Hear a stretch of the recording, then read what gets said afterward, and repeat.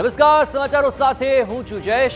Agenda at 9 ની અંદર આજે સૌપ્રથમ વાત અમરેલીથી કે જ્યાં એક મોલાનાની શંકાસ્પદ ગતિવિધિ જોવા મળી અને તેને લઈને હવે કડક હાથે કાર્યવાહી કરવામાં આવી છે અને તેના મદ્રેસાનું ડિમોલેશન કરી દેવાયું છે।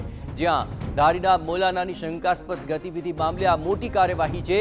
જ્યાં મોલાના રહેતા હતા તે હિમખડી પરામાં આવેલી મદ્રેસાનું ડિમોલેશન કરી દેવાયું છે। આપણે જણાવીએ કે લાભાર્થીઓને ફાળવેલા સરકારી પ્લોટમાં તેણે મદ્રેસા બનાવી દીધું અને શરત ભંગ હોવાને કારણે મદ્રેસા પર તંત્રનું બુલડોઝર ફરી વળ્યું। થોડા દિવસ અગાઉ મોલાનાનું પાકિસ્તાન કનેક્શન પણ સામે આવ્યું હતું। મોલાનાના મોબાઈલની તપાસમાં કેટલાક પાકિસ્તાનના વોટ્સએપ ગ્રુપ મળી આવ્યા। આ વોટ્સએપ ગ્રુપમાંથી અમુક શંકાસ્પદ ચેટ પણ મળી આવી હતી।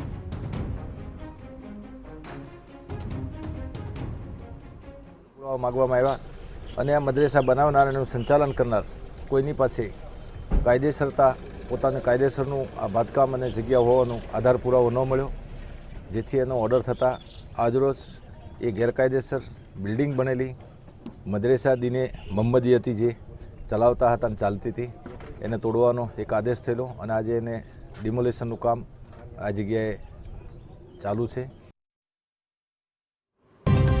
થોડા દિવસ પહેલા મોહમ્મદ ફઝલ અબ્દુલ અઝીઝ શેખના વોટ્સએપમાંથી પાકિસ્તાન અને અફઘાનિસ્તાનના 7 જેટલા શંકાસ્પદ ગ્રુપ મળતા પોલીસે તપાસ શરૂ કરી હતી।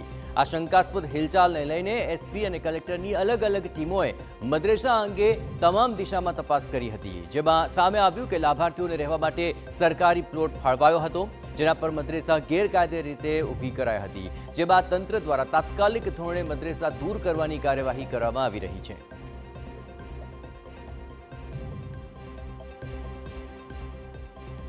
ધારીના હિમખડી પરા વિસ્તાર છે, જ્યાં થોડા દિવસ પહેલા એક શંકાસ્પદ મોલાના છે તે મળી આવ્યા હતા। તેના મોબાઈલમાંથી કેટલાક પાકિસ્તાનના વોટ્સએપ ગ્રુપ મળી આવ્યા હતા। તેના જ આધારે પોલીસ અને વહીવટીતંત્ર દ્વારા અલગ અલગ દિશામાં તપાસ હાથ ધરવામાં આવી હતી। જોકે આ મદ્રેસા છે તે જગ્યા સરકાર દ્વારા ફ્રીમાં કેટલાક લાભાર્થીઓ છે તેમને પ્લોટ ફાળવવામાં આવ્યો હતો ને તે વચ્ચે આ મદ્રેસા છે તે આ પ્લોટમાં બનાવવામાં આવી હતી ને એટલે ક્યાંક ને ક્યાંક આ શરત ભંગ થઈ હોવાના કારણે વહીવટીતંત્ર દ્વારા બુલડોઝર છે તે ફેરવી દેવામાં આવ્યું છે। ખૂબ મોટી સંખ્યામાં પોલીસના ચુસ્ત બંદોબસ્ત વચ્ચે તંત્રની છે તે કાર્યવાહી છે તે હાથ ધરવામાં આવી છે। જિલ્લા પોલીસ વડા સંજય ખરાત અને જિલ્લા કલેક્ટર અજય દહિયાની ટીમ દ્વારા આ કાર્યવાહી છે તે કરવામાં આવી છે, જેના કારણે સમગ્ર વિસ્તારમાં ફફડાટ વ્યાપી ગયો છે। જે પ્રકારે મદ્રેસા ઊભી કરવામાં આવી હતી તે મદ્રેસા ઉપર તંત્રનું બુલડોઝર છે તે ફરી વળ્યું છે। જયદેવ કાઠી, TV9 ધારી।